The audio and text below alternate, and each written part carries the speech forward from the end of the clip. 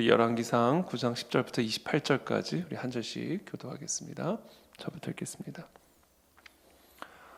솔로몬이 두 집 곧 여호와의 성전과 왕궁을 20년 만에 건축하기를 마치고 갈릴리 땅에 성읍 20곳을 히람에게 주었으니 이는 두로 왕 히람이 솔로몬에게 그 온갖 소원대로 백향목과 잣나무와 금을 제공하였습니다. 히람이 두로에서 와서 솔로몬이 자기에게 준 성읍들을 보고 눈에 들지 아니하여 이르기를 내 형제여 내게 준 이 성읍들이 이러한가 하고 이름하여 갑을 땅이라 하였더니 그 이름이 오늘까지 있느니라. 히람이 금 120달란트를 왕에게 보내었더라. 솔로몬 왕이 역군을 일으킨 까닭은 이러하니 여호와의 성전과 자기 왕궁과 밀로와 예루살렘 성과 하솔과 무기또와 게셀을 건축하려 하였습니다.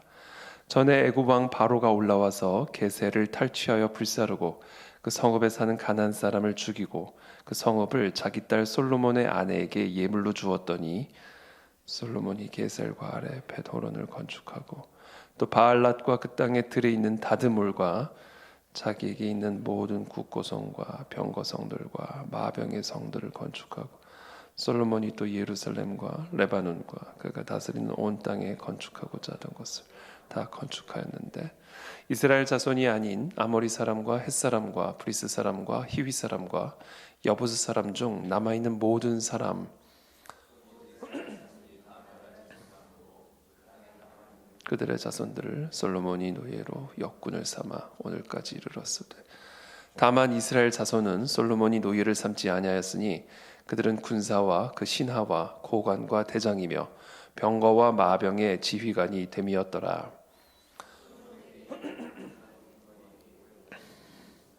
이라는 백성을 다스렸더라. 바로의 딸이 다윗성에서부터 올라와 솔로몬이 그를 위하여 건축한 궁에 이를 때에 솔로몬이 밀로를 건축하였더라. 솔로몬이 여호와를 위하여 쌓은 제단 위에 해마다 3번씩 번제와 감사의 제물을 드리고 또 여호와 앞에 있는 제단에 분향하니라. 이에 성전 짓는 일을 마치니라. 솔로몬 왕이 에돔 땅 홍해 물가의 엘롯 근처 에시온 게벨에서 배들을 지은지라. 히람이 자기 종 곧 바다에 익숙한 사공들을 솔로몬의 종과 함께 그 배로 보내며 함께 읽습니다. 그들이 오빌에 이르러 거기서 금 420달란트를 얻고 솔로몬 왕에게로 가져왔더라. 아멘. 네, 솔로몬의 건축 사업과 왕국의 번영, 이게 오늘 큐티 본문의 제목입니다. 정말 놀랍게 이 솔로몬의 왕국이 번영하는 모습들, 그 나라의 산업이 발달을 하고 놀랍게 축복을 받는 그런 내용들이 오늘 기록이 되어 있습니다. 성전과 왕궁을 20년 만에 건축하기를 마치고 11절에 갈릴리 땅의 성읍 20곳을 히람에게 주었으니 이는 두로 왕 히람이 솔로몬에게 그 온갖 소원대로 백향목과 잣나무와 금을 제공하였습니다. 그렇죠. 이 성전과 왕궁을 짓는 일에 있어서 이 두로 왕 히람은 솔로몬에게 큰 혜택을 베풀어 주었습니다. 백향목, 잣나무와 금을 제공해 준 것이죠. 히람이 두로에서 와서 솔로몬이 자기에게 준 성읍들을 보고 눈에 들지 아니하여 이르기를 그러니까 이제 고마우니까 솔로몬이 이 두로 왕 히람에게 갈릴리 땅의 성읍 20곳을 주었어요. 그러나 히람이 와서 보니까 그 성읍들이 별로 눈에 들지 않았습니다. 마음에 안 드는 것이죠. 그래서 이르기를 내 형제여 내게 준 이 성읍들이 이러한가 하고 이름하여 가불 땅이라 하였더니 이 가불이라는 의미는 불모지, 메마른 땅, 쓸모없는 땅이라는 의미를 지닌 그런 땅의 이름입니다. 그저 그런 이름을 붙여준 것이죠. 그래서 그 이름이 오늘까지 있느니라 이렇게 기록을 하고 있습니다. 그런데 히람이 금 120달란트를 왕에게 또 보냈어요.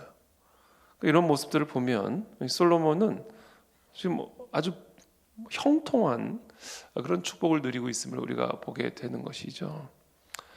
분명히 히람에게 은택을 입었고 그 은택에 대한 보답으로 갈릴리의 20성읍을 주었고 근데 심지어 그 성읍이 별로 쓸모가 없는 불모지였음에도 불구하고 히람은 또 금 120달란트를 왕에게 보내준 것이죠. 그러니까 뭘 해도 형통한 거예요, 그렇죠? 뭘 해도 형통한 그런 솔로몬의 모습을 보게 됩니다. 어디를 가나 환영을 받고, 어디를 가나 높임을 받고, 어디를 가나 이득을 보고, 그렇죠? 손해를 보는 일이 없는 형통한 솔로몬의 은혜를, 솔로몬에게 임한 하나님의 은혜와 축복을 우리가 엿볼 수가 있게 되는 것이죠. 하나님에게 듣는 마음을 구했을 때 하나님이 네가 구하지 않은 부와 귀와 영화까지 내가 너에게 더하리라 약속하신 그 하나님의 말씀대로 이 솔로몬의 삶에 참으로 큰 은택이 임하는 것을 보게 됩니다. 저와 여러분들의 삶에도 이와 같은 형통한 은혜가 있게 되기를 축복합니다. 우리가 항상 하나님을 경외하고 두려워하고 하나님의 음성을 듣고자 하는 그런 마음을 가지고 그 마음에 따라 하나님의 음성을 순종하며 나아갈 때 하나님은 저와 여러분들과 우리의 자녀들에게 또 이와 같은 축복을 주십니다. 그리고 특별히 하나님은 이 솔로몬의 아버지인 다윗의 순종을 보고 하나님은 특별히 더 이 솔로몬과 이 솔로몬의 백성들을 축복하는 것을 오늘 우리는 보게 됩니다. 우리들이 하나님 앞에 올바르게 서면 하나님이 우리의 자녀들을 또한 축복해 주십니다. 그것이 우리는 솔로몬의 이 삶을 통해서 볼 수 있는 모습이죠. 15절에 솔로몬 왕이 역군을 일으킨 까닭은 이러하니 여호와의 성전과 자기 왕궁과 밀로와 예루살렘 성과 하솔과 무기또와 게셀을 건축하려 했습니다. 역군을 일으켰다 이렇게 기록하고 있습니다. 역군은 말이 역군이죠. 사실은 노예를 의미합니다. 강제 노역을 시킬 수 있는 이제 노예를 의미하는 것이죠. 그래서 성전과 자기 왕궁과 더불어 밀로와 예루살렘 성과 하솔과 무기또와 게셀을 건축하려 했습니다. 그래서 16절에 전에 애굽 왕 바로가 올라와서 게셀을 탈취하여 불사르고 그 성읍에 사는 가나안 사람을 죽이고 그 성읍을 자기 딸 솔로몬의 아내에게 예물로 주었더니 솔로몬이 우리가 잘 알다시피 바로의 딸을 자신의 아내로 삼았죠. 그 전에 이 애굽의 왕 바로가 게셀을 탈취를 합니다. 그래서 그 탈취한 게셀을 솔로몬의 아내에게 예물로 주면서 이것이 이제 솔로몬의 땅이 된 것이죠. 그래서 솔로몬이 17절에 게셀과 그 아래 벳호론을 다시 건축을 하고 또 바알랏과 그 땅에 들어있는 다드물과 자기에게 있는 모든 국고성과 병거성들과 마병의 성들을 건축하고 솔로몬이 또 예루살렘과 레바논과 그가 다스리는 온 땅에 건축하자는 것을 다 건축하였는데 그러니까 하고자 하는 걸 다 했어요. 그렇죠? 솔로몬이 마음에 품었던 것들을 다 했습니다. 자기가 탈취하지 않은 땅도 선물로 받고, 그렇죠? 마음에 뜻한 바, 꿈꾸었던 모든 것들을 하나도 남김없이 그 온 땅에 다 건축했고 성취를 했습니다. 20절에 이스라엘 자손이 아닌 아모리 사람과 헷 사람과 브리스 사람과 히위 사람과 여부스 사람 중 남아있는 모든 사람 곧 이스라엘 자손이 다 멸하지 못함으로 그 땅에 남아있는 그들의 자손들을 솔로몬이 노예로 역군을 삼아 오늘까지 이르렀으되 그렇죠. 이스라엘 백성들 하나님이 여호수아의 군대에게 이 가나안 땅의 모든 백성들을 다 내쫓고 진멸하라 명령하셨지만 이스라엘 자손들이 그들을 다 진멸하지를 못했습니다. 또 진멸하지를 않았습니다. 솔로몬은 그래서 그와 같은 남아있는 이 가나안 땅의 이방 족속들을 노예로 삼아서 지금 이와 같은 건축 사업의 역군으로 활용하고 있는 것입니다. 22절에 다만 이스라엘 자손은 솔로몬이 노예를 삼지 아니하였으니 그들은 군사와 그 신하와 고관과 대장이며 병거와 마병의 지휘관이 됨이었더라. 솔로몬에게 일을 감독하는 우두머리 550명이 있어 일하는 백성을 다스렸더라. 바로의 딸이 다윗성에서부터 올라와 솔로몬이 그를 위하여 건축한 궁에 이를 때에 솔로몬이 밀로를 건축하였더라.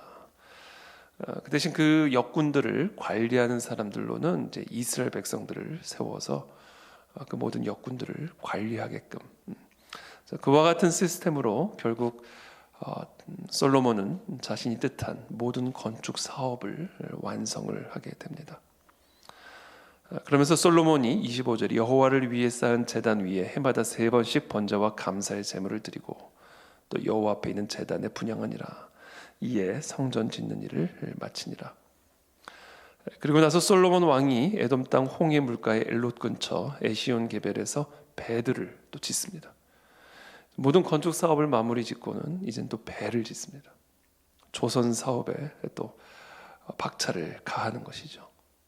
당시 해외를 드나들 수 있는, 다른 나라를 나갈 수 있는, 또 무역할 수 있는 유일한 방법은 당시 비행기가 있었던 것이 아니었기 때문에 배였습니다. 배. 그래서 아주 활발한 해외 무역, 외교, 전쟁, 이 모든 것들을 위해서는 반드시 배들이 필요했다라는 것이죠. 그러니까 지금 이스라엘 땅에 이 모든 건축 사업, 또 왕국의 번영이 이루어진 다음에는 이제 해외 무역, 이제 해외 외교에 박차를 가하는 아주 활발한 그런 솔로몬의 왕국에 번영하고 있는 그런 모습들을 오늘 우리는 보게 됩니다. 자, 이렇게 겉으로 표면적으로는 지금 이 이스라엘 백성이 솔로몬의 왕국이 말할 수 없이 번영한 아주 화려한 모습들을 이 시간 기록을 하고 있는데요. 이 모든 화려한 번영의 배후에는 마치 복선처럼 어두운 또 우울한 그런 단어 몇 가지들이 마치 복선처럼 감추어져 있습니다. 바로의 딸, 그렇죠? 바로의 딸 솔로몬의 아내에게 겟을 땅을 예물로 주었다. 바로의 사위가 된 솔로몬, 바로의 딸과 결혼한 솔로몬, 바로 왕으로부터 예물을 받은 솔로몬. 이런 것들이 사실은 이 화려한 지금 솔로몬 왕국의 번영의 배후에 감추어져 있는 암울한, 우울한 저주의 씨앗들입니다.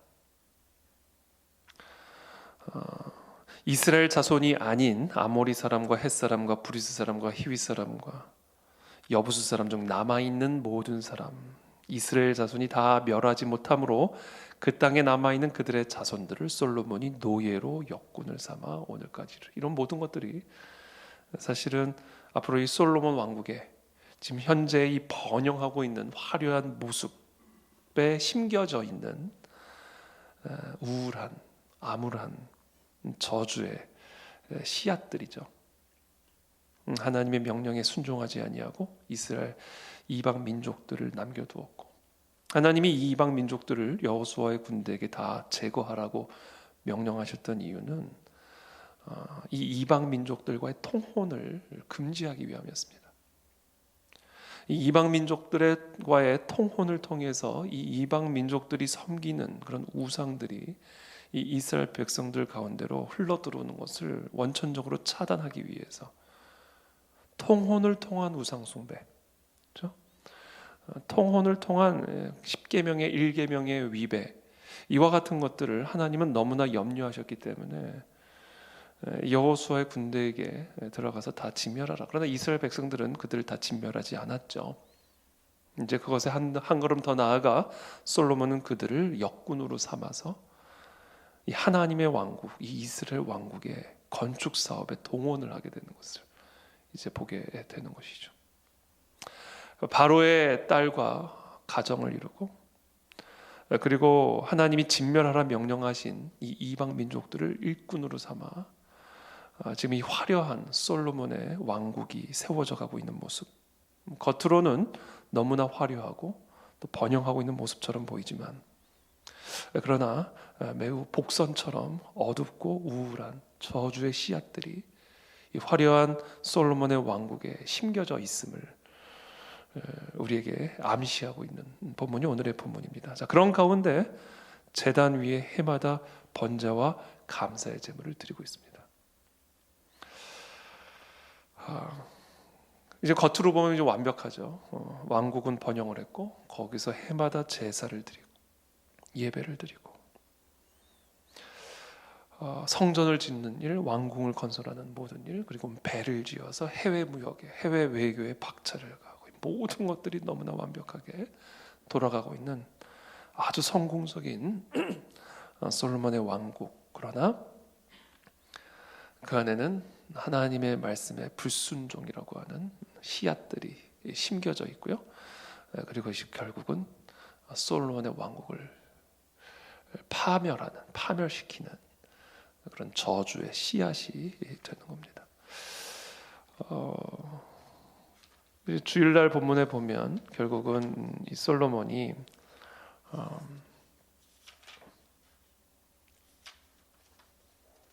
이방 여인들을 이제 결국은 자신의 아내로 삼죠. 바로의 딸 외에 이방의 많은 여인을 사랑하였으니 곧 모압과 암몬과 에돔과 시돈과 헷 여인이라. 여호와께서 일찍이 여러 백성에 대하여 이스라엘 자손에게 말씀하시기를 너희는 그들과 서로 통혼하지 말며 그들도 너희와 서로 통혼하게 하지 말라. 그들이 반드시 너희의 마음을 돌려 그들의 신들을 따르게 하리라 하셨으나 솔로몬이 그들을 사랑하였더라. 왕은 후궁이 700명이요 첩이 300명이라. 그의 여인들이 왕의 마음을 돌아서게 하였더라.